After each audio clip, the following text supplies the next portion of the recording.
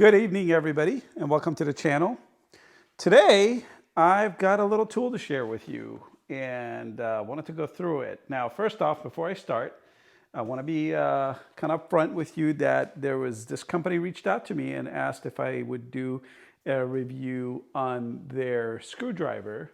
It's an electric screwdriver, and they call it a smart screwdriver. We'll talk about why that claim is there. And I told them, look, I'd be happy to look at the product, but as long as you know, I'm just going to do an honest review of it and post it exactly what I would think of as if I had bought it myself. And they said, yeah, that'll be fine. Thanks for doing that. So anyway, I bought this off of Amazon, and it came in this case, in that box. Pretty nice. Really nice hard case with a zipper and a little, you can carry it like that around your wrist, I guess. That's the idea. Like I said, I bought it from Amazon, but they ended up, they just refunded the money I paid for it. That's the way it worked. Anyway, so we're gonna open it up. And inside the case, quite nicely laid out. The tool is there, instructions, pretty thorough, big manual in lots of different languages. Looks like they took some time to put this together, but the instructions don't really tell you a whole lot, honestly. This is a relatively simple tool. After reading the instructions, I can tell you there was really nothing in there that I needed to read. So there's the tool itself, and then we'll come back to this. And in addition to the tool, you get quite a few bits. So, screwdriver bits of all kinds, Allen and hex bits, and also some more Allen and hex bits. So yeah, I'm sorry. These are more Torx bits and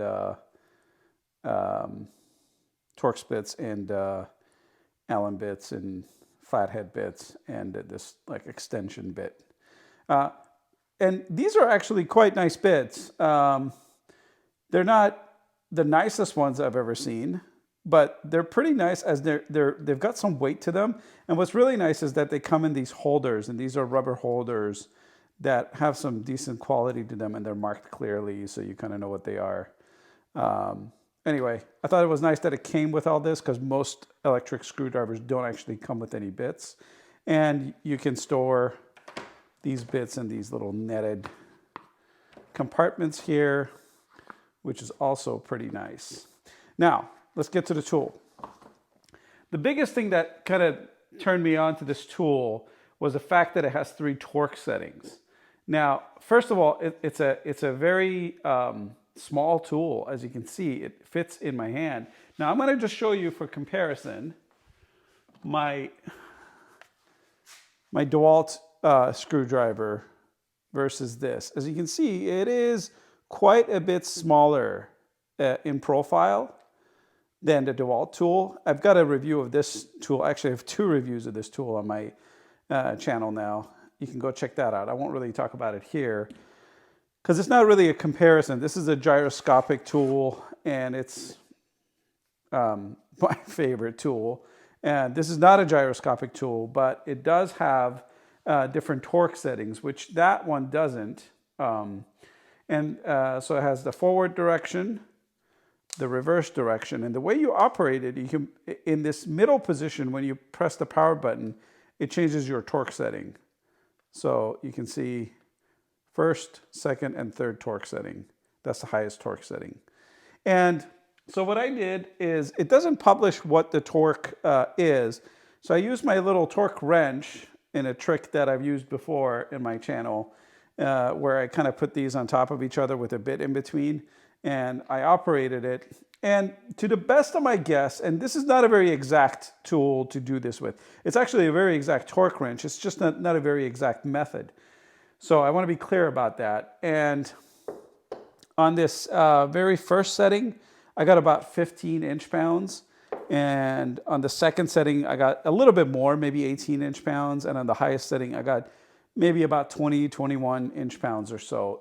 Again, don't quote me on any of that. I think that's about right. So about 3 inch-pounds difference between each one, none of them being super high. And then the way you operate it is you put it in the forward position, you press the button to operate, or what's really nice is you can also press down to operate. So you're pressing the whole tool down to operate. And again, and the same on the reverse direction, you can either press the button or press the tool down to operate. So I thought that was quite nice. Build quality. It has an internal battery, okay, and it has a USB-C charger, and it's rated at 4 volts, okay. That's the 4-volt internal battery is what I can tell. Not really sure what these initials here stand for. PT. I don't know if that's an OE or I'm not really sure. It's kind of hard to say.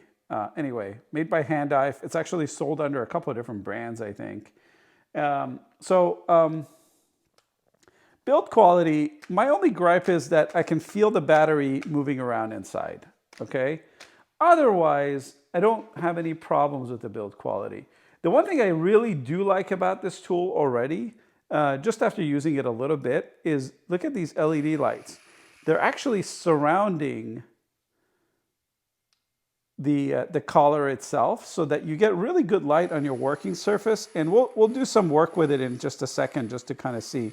But you can kind of see you get some really good light here on my hand, which is pretty nice. I don't know if I've got this fully charged or not. I had it on the charger for about 30 minutes just now. It's enough charge to do this. And from a ergonomic standpoint, it's pretty good. It's not amazing. It's not conforming to the shape of my hand. It's just more or less a cylindrical shape. But it's very light and easy to kind of handle. It's easy to kind of fit into your pocket too. I know this is kind of big for your pocket, but if you're just working around the house, you want to slide it in your pocket and move around the house, I think that's a pretty good tool for something like that. And let's see, that's about all I can say about it here. Let's go and check it out in action. Okay, so I've been actually wanting to remove this air intake on one of my motorcycles here, and I figured this was the perfect time. So this is one of the Torx bits that actually came with the Handife set, which is nice because it is exactly the size that I need. And let's see. Quite capable of doing this type of work. One thing I also noticed is it's actually very quiet. I know you can hear it, but it's very, very quiet. You know, if that matters to you, then that's actually pretty good. And then I had mentioned about getting enough light on your workspace. And as you can see, I do get the light exactly where I'm trying to get the work done. Oops. So this screw is a little tight on. Whoa. So that I've been operating it using the.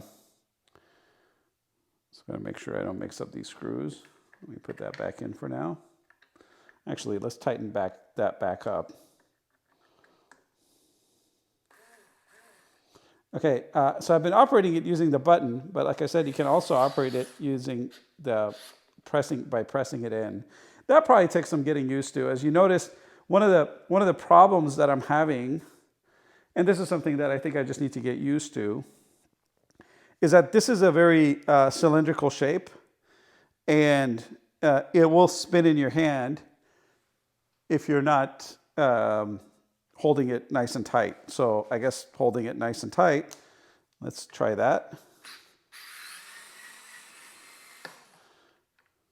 That was pretty easy. Putting it forward. Okay. And let's see which torque setting. I do have it on the highest torque setting. And again, I think that for applications where wanted to make sure that's tightened. So let's go ahead and go back in reverse again. Pretty quick.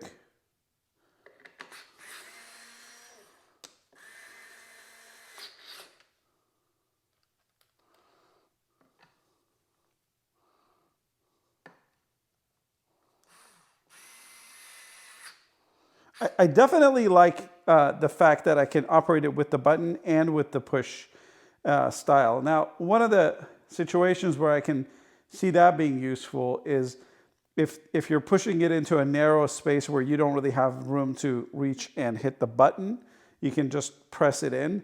And that situation doesn't come up all that often, but when it does come up, it is kind of nice to have. So let me, just before I lose these screws, I'm just going to screw them back on into this part here, just so I don't lose them later. I'm not going to go all the way.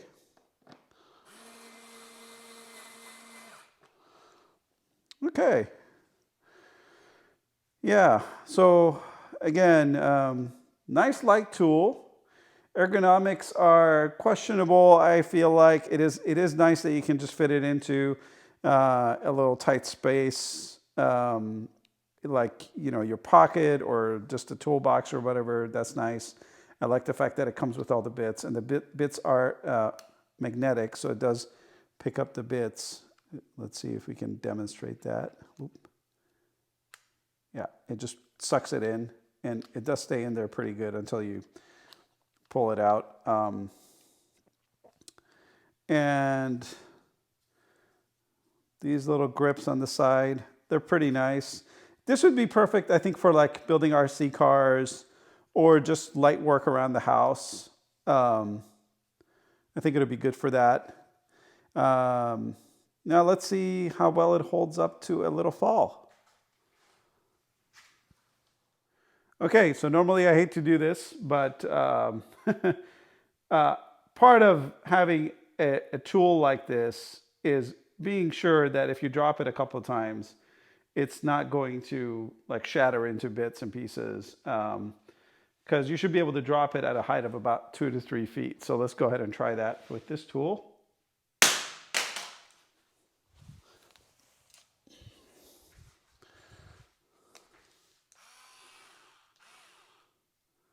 Still operational. That's good. Let's try that one more time. I'll try dropping it just on its very back. This is probably the hardest thing to drop it on. That is the very back part of it. That's again from about 3 feet or so. Still working pretty well. Let's do 1/3 drop. Let's see where we get. I'm going to do it. Actually, I'm just going to drop it kind of naturally and see how it falls. Oh, the back came off. But actually, the back has just come off of its housing. It's not exactly broken. I can push that back on, I think. Let's see, like that. And snap it on. Okay, so it didn't break. That just came off, and now I'm kind of regretting it, putting it, oh, there we go. See if we can, what's in here?